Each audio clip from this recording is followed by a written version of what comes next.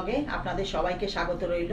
আজকে আমি আর একটা নতুন ব্লগ নিয়ে আমার চলে এসেছি আপনাদের সামনে। সেটা উত্তর থেকে দক্ষিণ বলুন আর পূর্ব থেকে পশ্চিম সবারই খুব জনপ্রিয় এটা ডিশ, সেটা হচ্ছে লাউয়ের কোপ্তা।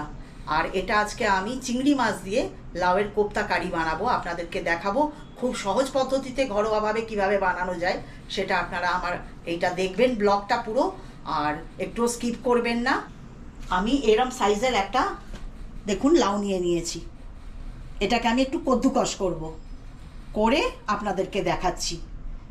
দেখুন আমি লাউয়ের কোপ্তার জন্য আমি এইরকম ধরনের চিংড়ি মাছও নিয়েছি, যেটার কিমা করে আপনাদের দেখাচ্ছি। খুব বেশি কিমা করব না, একটু ছোট ছোট করে নেব আমি, তাহলে মুখে পড়লে ভালো লাগবে।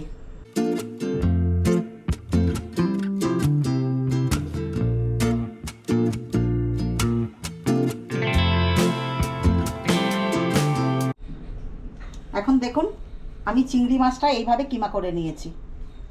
এখন আমি এই লাউয়ের এটার মধ্যে দিয়ে দিচ্ছি, আর তার আগে দেখিয়ে দিই একটু আপনাদেরকে, একটু এইভাবে চেপে এর জলটা বের করে এরই মধ্যে রেখে দেবেন, জলটা ফেলবেন না, পরে কাজে আসবে। যতটা পারবেন এই দেখুন এইভাবে চেপে নিয়ে নেবেন, তাহলে কোপ্তাটা খুব ভালো হবে। দেখতে পাচ্ছেন দেখুন কত জল।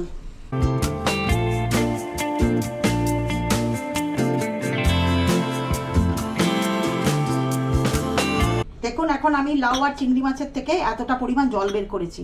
এটা আপনারা অবশ্যই করবেন, একদম চিপে বের করে দেবেন। এখন আমি এর মধ্যে দেখুন আদার এটা গুঁড়ো পাওয়া যায়, আমি আদার গুঁড়ো দিচ্ছি 1 টিস্পুন। এর মধ্যে আমি এটা 4-5টা কাঁচা লঙ্কা কেটে কুচি করে রাখা আছে, আমি তার মধ্যে কিছুটা পরিমাণ মিশিয়ে দিচ্ছি। আপনারা ঝালটা সবসময় বলে থাকি আমি, যতটা পরিমাণ অনুযায়ী মেশাবেন। এখন আমি এটা একটা গোটা রসুন কুচি করে রেখেছি, দেখুন এটা মিশিয়ে নেব। এর সঙ্গে মেশাবো আমি 1 টিস্পুন দেখুন গোলমরিচের গুঁড়ো রেখেছি। এখন আমি মাপ অনুযায়ী এটা বেসন নিয়েছি, ছোলার ডালের বেসন। এটা আমি সম্পূর্ণটা মেশাবেন না, আন্দাজ মতন মেশাতে থাকবেন। একটা গোটা বড় পেঁয়াজ আমি কুচি করে কেটে রেখেছি, দেখুন কিছুটা মিশিয়ে নেবো আমি এর মধ্যে। এর মধ্যে মেশাবো আমি দেখুন কিছুটা পরিমাণ ধনেপাতা কুচি। এর মধ্যে আমি কিছুটা জোয়ান দেব,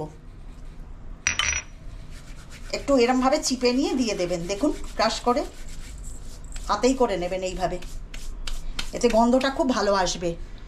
এর মধ্যে আমি দেব 1 টিস্পুন আমি খাবার সোডা নিয়েছি, এটা 1 টিস্পুন দেখুন ধনের গুঁড়ো মেশাচ্ছি, আর 1 টিস্পুন আমি জিরের গুঁড়ো মেশাচ্ছি,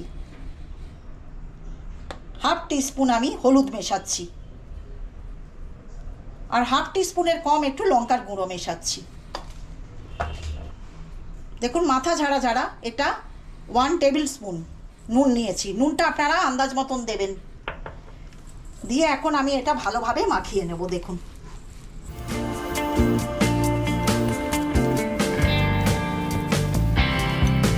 এখন দেখুন আমি এইভাবে চেপে চেপে দিয়ে দেখুন এরম একটা ছোট্ট হাতা নিয়েছি, এইভাবে আমি চেপে চেপে এটার মধ্যে দিচ্ছি। আপনারা যে কোনো চামচও করতে পারেন, টেবিল স্পুনে। এটা কোপ্তা বানানোর জন্য আমি এই লাউটাকে এইভাবে দিয়েছি, দেখুন এইভাবে একদম মাপ মতন হবে। এখানে আমি রিফাইন অয়েল নিয়ে নিয়েছি, ওটা খুব বেশি গরম যেন না হয়, না হলে ভেতরটা কাঁচা থাকবে, ওপরটা জ্বলে যাবে।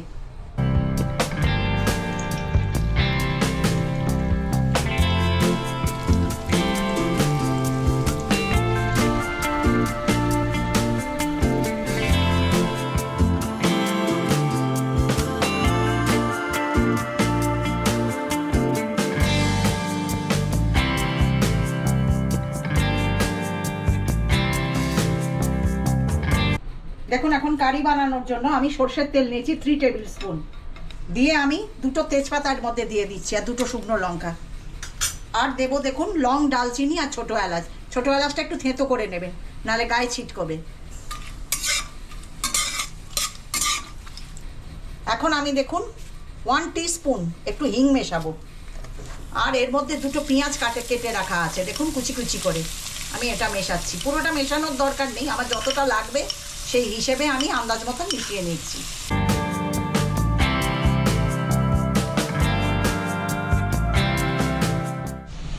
এখন দেখুন পেঁয়াজটা এতটা ভাজতে ভাজতে এটা আমি খেজুরের গুড় নিয়েছি চিনির বদলে। আর আপনারা এইভাবে আমারটা দেখে ঘরে বানাবেন অবশ্যই। আর যদি আমার এই পেজটা ভালো লাগে আপনাদের, আপনারা অবশ্যই লাইক শেয়ার দুটোই করবেন আর বেল আইকনটা প্রেস করে দেবেন, যাতে আপনাদের কাছে নতুন আমার ব্লগ যাওয়ার সঙ্গে সঙ্গে আপনারা নোটিফিকেশান পেয়ে যান। আর এখন আমি দেখুন দুটো টমেটো মিডিয়াম সাইজের নিয়েছি, দিয়ে কুচি করে রেখে দিয়েছি।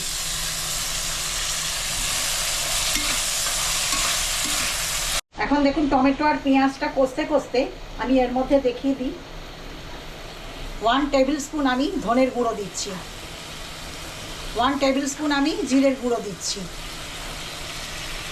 1/2 টিস্পুন আমি হলুদ দিচ্ছি, 1 টিস্পুন আমি লঙ্কার গুঁড়ো দিচ্ছি। আর এর মধ্যে দেখিয়ে দিই আপনাদের, আমি একটু কাজু নিয়েছি 10-12টা, নিয়ে এটা গুঁড়ো করে নিয়েছি, যেহেতু কোপ্তা কারি তো খুব টেস্টি হবে। আর তার সঙ্গে দিচ্ছি আমি দেখুন এটা 1 টেবিল স্পুন পোস্ত বাটা, 1 টিস্পুন আদা বাটা, 1 টেবিল স্পুন কাশ্মীরি লঙ্কার গুঁড়ো। আর আপনাদের বলে দিই, আমি যে কোপ্তার দেখুন করার আগে যে জলটা বের করে রেখেছিলাম লাউয়ের আর চিংড়ি মাছের, সেই জলটা আমি এর মধ্যে মেশাতে থাকবো, তাহলে স্বাদ আসবে অনেক। ওটা আপনারাও রেখে দেবেন আর এইভাবে মেশাতে থাকবেন, দিয়ে মশলাটা কষতে থাকবেন। আমি যতক্ষণ না এটা তেল ছেড়ে আসবে সেই পর্যন্ত কষাতে থাকবো।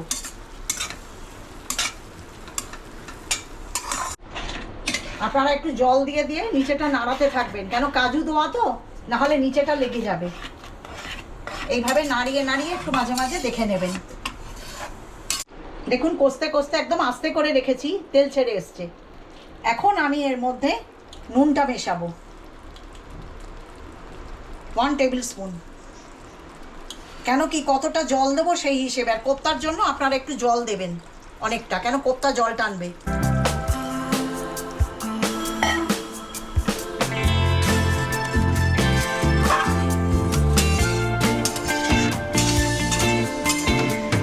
এখন দেখুন জলটা পুরো ফুটে গেছে। এখন আমি একটা একটা করে এইগুলো দিয়ে দেবো, কোপ্তাগুলো।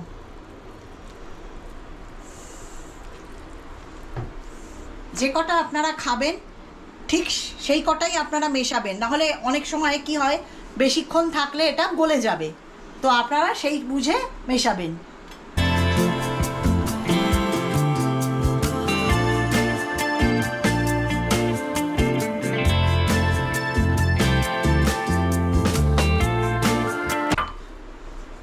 এখন আমি এটা হতে হতে দেখুন এটা 5 মিনিট হতে দেবো, যাতে মশলাগুলো এর মধ্যে খুব ভালোভাবে মিশে যায় কোপ্তার মধ্যে।